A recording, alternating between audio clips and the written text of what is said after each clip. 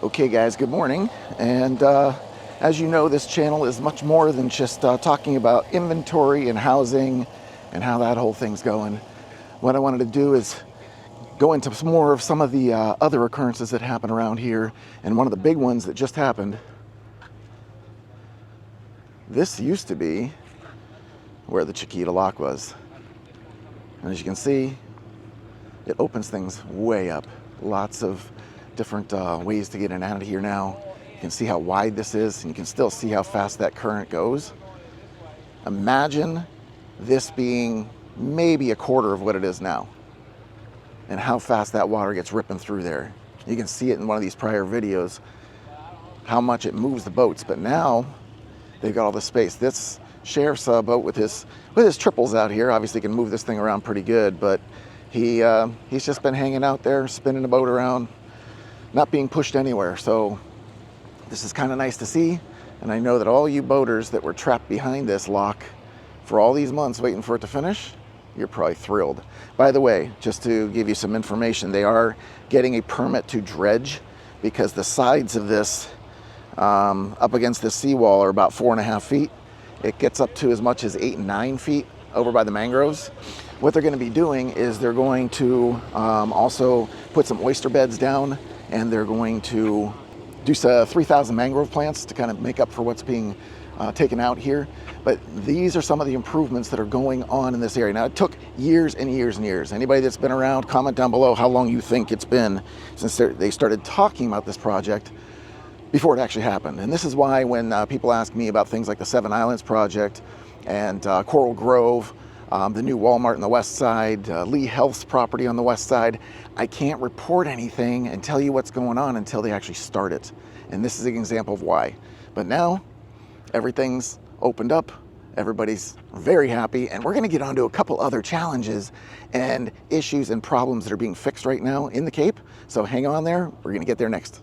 I get asked all the time whether or not people swim in the canals.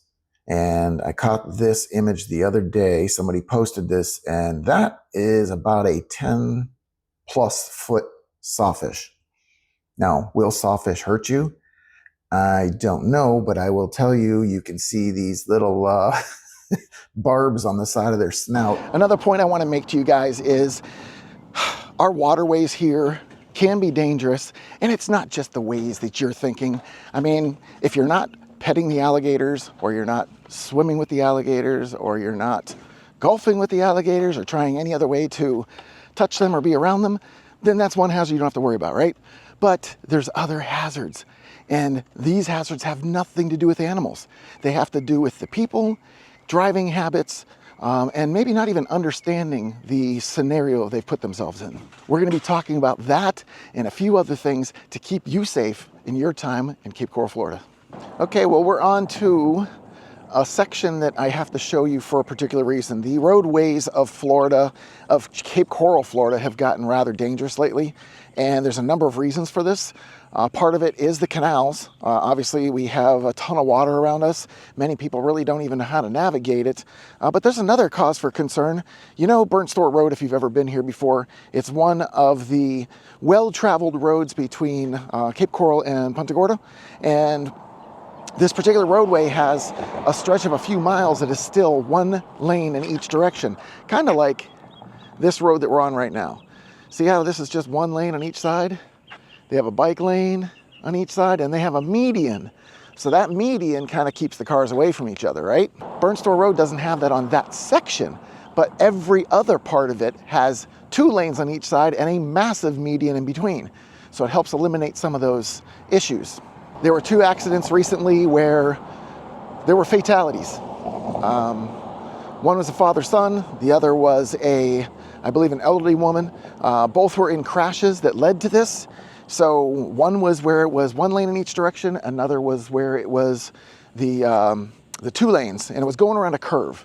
So it sounded like that when he tried to pass, clipped the truck, or the truck clipped the car. It went into the water, and yeah, unfortunately the people didn't make it. But there's some things that you can do about that, and we're going to talk about that in a minute. But the biggest thing is the safety of Burnt Store Road. Many people are petitioning for right now to make that change, to make that safer. And The other thing that this brings into question is canal safety. I mean, most people that move here are not from here. They don't understand the canal system. They don't understand how it blocks off the roads. I've been telling people for years, every time a client comes and says, use your GPS. Please use your GPS until you learn the roads. And some of the other things you have to consider, cars are running these canals quite often lately, and there's no reason for it. I mean, we're putting up barriers, we're putting up signs, we're putting up lighted signs, we're putting up memorials. There's a Waze app, W-A-Z-E, get that on your phone. It'll show you where some of these hazards are. And quite honestly, if you just pay attention to the speed limit, it's there for a reason. Now, do I follow the speed limit all the time? No, I do not. However, if I'm in an area that I don't know, it's dark, it's raining, any kind of conditions like that, what do you think I'm doing? At that point, I'm not trying to speed around, I'm trying to figure out where I'm going safely.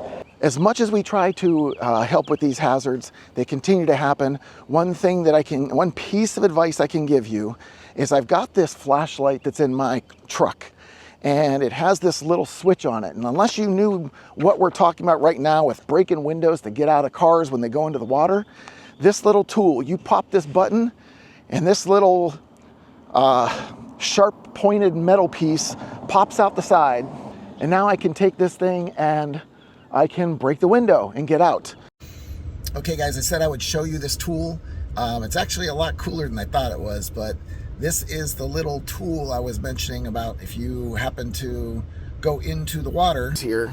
But this thing is rather cool. You can see it's got a button right here, and if you click it, it pops out a piece of metal that's very sharp. And this is meant to hit the window. I'm not gonna obviously do it too hard. Don't wanna bust the window, but that's one thing to do. Another one I just found is that razor blade that's inside this little cupped area so that your seatbelt can fit in there. And you cut right through the seatbelt. And if that didn't work for any reason, you've got the knives over here. Let me see if I can pull one out without cutting my finger off. So that's one of them. There's a few of them in there. So if you really need to cut through a belt, there's that. And obviously, it's got a light as well. So if it happens to be a little dark because you went into our dirty water here, well, get one of these. It'll handle all your problems. There's a knife. Leave a knife in the center console so you can cut your seatbelt strap. So many different ways you can protect yourself in case you end up in a canal. But the first and foremost is know the road you're traveling and go at a safe speed. I'm going to show you exactly what's going to happen if you blow through that. This is what's on the other side. All that water. This is the spreader. It goes there, goes all the way around this corner. In fact, there's a memorial right over here too.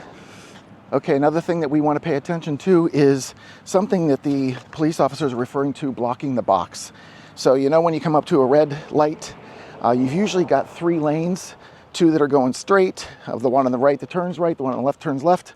Well, what happens is the people that are crossing over this will stop in the middle of the intersection because they're waiting to get through, and they're not sure how long it's going to take. So we've all done it, I'm sure at some time or another, where you think you're either going to make it and you can't, or that the flow surprised you and, I don't know, maybe you said you'd take a chance and see what happened and you got stuck. That's called blocking the box. Doesn't allow police officers, emergency vehicles, or anybody else to get through that intersection, and it's becoming a problem. So if you don't want a ticket or to be troubled about this, don't cross the intersection until you know you can get through. All right, so I know that we weren't going to talk a lot about pricing and stuff in the housing, but I'm going to just bring something up. Cape Coral is still projected to be the number 5 city in Florida with price increases still to come. And I know that you read all these reports how we have more inventory than anywhere else in Florida and that we have all these inventory problems. No, we have pricing problems. We have real estate agents that are accepting pricing they shouldn't be accepting. Oh, by the way, yes, as a reminder, I'm a real estate agent here in Southwest Florida. And if you need any help whatsoever, buying, selling properties, investment, whatever, just look me up, give me a call, text, email, whatever it is, because I got your back when moving to the Gulf Coast. The inventory part and insurances and all that, there's ways around most all of it.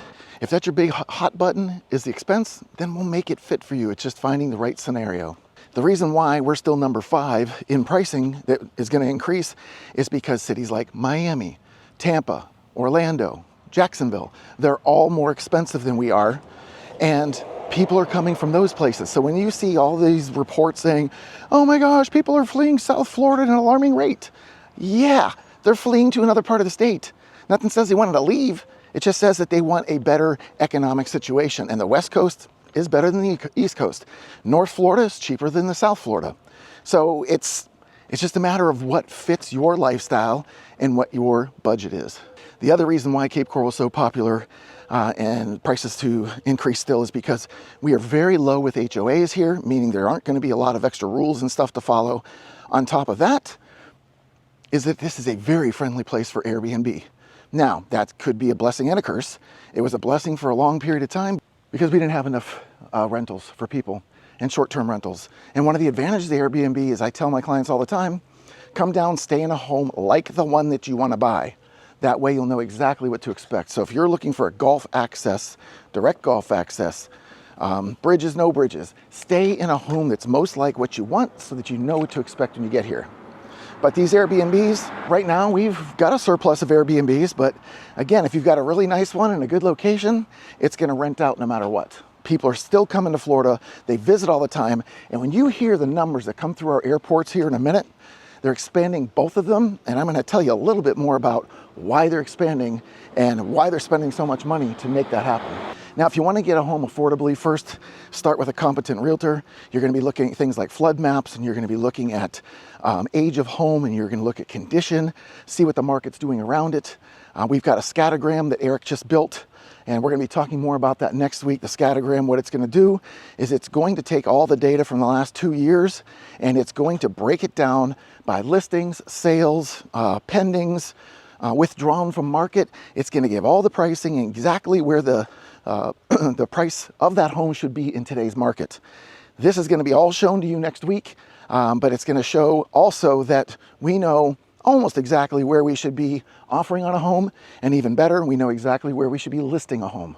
Okay, guys, yes, I am one of those people that has a ton of windows open, so let's not focus on that. Let's focus on these little tabs that we're looking up here at the top of the blue, up by the address, left-hand side. It says listing, tax, photos, history, parcel map, and flood map. That's what we're looking for. So you'll see that this is in an X zone, and you'll see right up here, right above it, special flood hazard area, it says out of the flood zone. It's within 250 feet of one, which is the canals, but it's out. Now, we can go to some of the previous ones, and you'll see that this one is currently in AE. So then we would just search to find out if the owners still have flood insurance, if we can transfer it, what a new policy would cost, whatever that is. But you'll see right down the way here on the other side of Del Prado, north of the canal that's on Del Prado, many of those are X zones with no flood insurance needed. So it's just a matter of searching around until you find the properties that have it. This kind of property, sometimes this will work, where it appears the house is out of the zone. It does say it's out, but there's a little corner section back there that is in the coloration of flood. So a insurance company may have a problem with this, may not. This is why it's case by case on everything. These maps are just a guide. And we try to get as much information from these as possible to be able to make your situation better. If you want to get a home affordably, something you could do if you're not so set on price and getting a price reduction, and here's a little tip for you. The longer the home's been on the market, the more chance there is that they're going to do a number. Also watch how many price reductions they do along the way, because that's going to tell you what they're open to doing. In some cases, we're finding the offer doesn't need to be a lower price. It needs to be somebody taking care of your closing costs, because if they take care of your closing costs, they can normally do anywhere from 3 to 6%, depending on what the loan type is. And you take that amount of money and you get it as a closing cost credit, and you buy down your interest rate. It's already been proven, if you buy down your interest rate versus a price reduction up front, you're almost always going to save more money over time getting the reduction. So get the money as a closing cost credit, get the reduction. Another thing regarding affordability in the homes, especially new construction, the materials that are coming in from outside of our country in order to build these homes is a whopping 7% of the home. So yeah, in most cases, you're talking $10,000 or $11,000 as a cap. So how much is it really going to change the cost of the homes with these tariffs? It's not that. Do you know what else has happened aside from the tariffs? Well, all the zoning changes and the permit changes and paying the people that, inspect the homes. We have city people that have to come out and inspect the homes after each stage of construction. So all these costs that are happening on the administrative side of things, the paperwork that's going in, and all the stuff that happens in the back when the home's being built, those costs have all gone up too. So everything that goes up in price gets passed on to the end user, always has. And on the affordability thing, I was speaking to one of my buddies yesterday, Carlos. He is in the commercial side of things, and he said the struggles that are happening with insurances in the residential side are also happening on the commercial side. So it looks like we're all in this together and we're all fighting for the same thing. So keep an eye out. There's more and more insurance companies coming in, and we're going to find out how that affects us in the long run. One of our newest experiences has been the speed cameras around the school zones. And that has been a point of contention. Some people are getting fines and warnings and things like that, not even being within the time zones that they're saying. So keep this in mind. Summer school is going to have school zone limits as well. It's going to have times. It's going to have dates. It's going to be about 6 or 7 different schools in different areas that are part of this. So here's what you need to know. They're going to have speed limits in these areas. They're possibly going to have the flashing yellow light to warn you as well. But they're also doing it on random days at random times. This is not a one-size-fits-all. This is a Monday through Thursday, and usually between 8 and 12, could be 9 and 1, could be 7 and 11, whatever those are. But these 6 schools all have different times, different dates in which they're running. So if you're close to any one of these schools and you're going to be in these areas, pay attention to the dates and times, because the same fine applies. If you're 10 miles an hour over the posted speed limit sign at that time, then you will be given a $100 fine. And at this point, citations that are going out, they're still doing it to the tune of 1,000 violations a day. Yeah, 1,000 violations a day.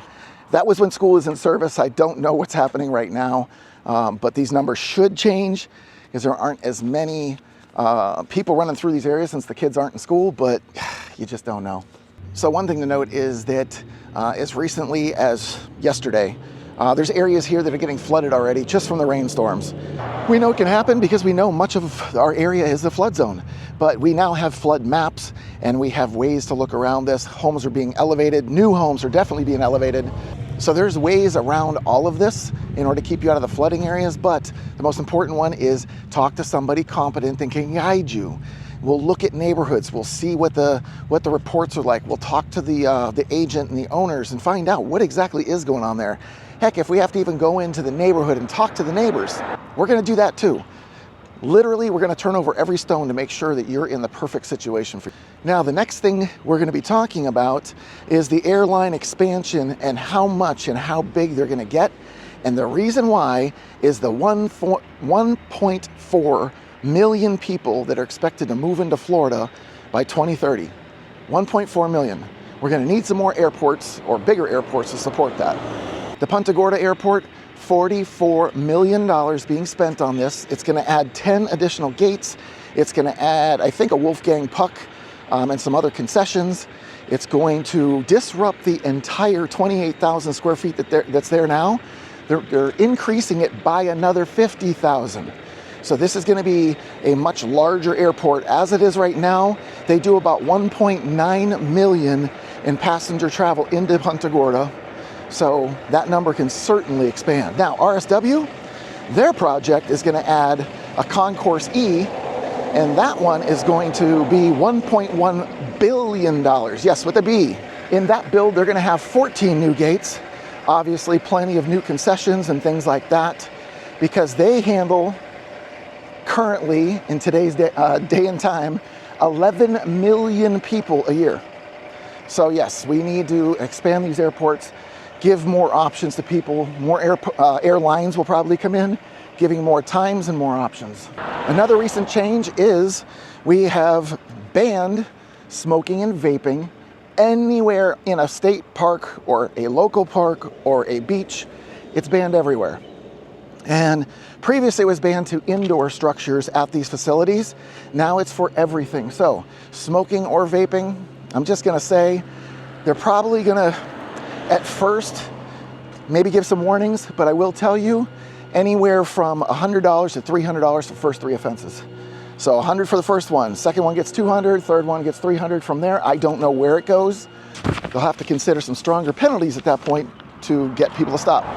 Now, a lot of people want to give Florida a bad rap for affordability, but I also want to tell you that came out the other day that Florida is the #1 highest percentage to income ratio for credit card debt. Yeah, so that 7% that people are carrying against their income, 7% of their income is their credit card debt. We're not even the worst state as far as the dollar amount, because that amounts to about $5,000 on average. So there's other places that are higher. Colorado, I know, is one of them. There's only a couple, but we are the highest as a ratio percentage against income. So that's another thing that is not helping when it comes to the housing market and purchasing. Okay, guys, that's a little bit more about this beautiful city of Cape Coral, Florida. Yes, we have some hazards that are present here. Yes, we have our own set of challenges that we're always working on. It's not a perfect place to live, but I will tell you, for all the pros and cons that you can find to live in an area or not live in an area, I think I'm gonna take the ones that are here. So if you found everything you need in this video, terrific. If not, check out one of these other videos. And if you have any questions that haven't been answered, call, text, email, get on a chat with me, whatever it is, because I've got your back when moving to the Gulf Coast.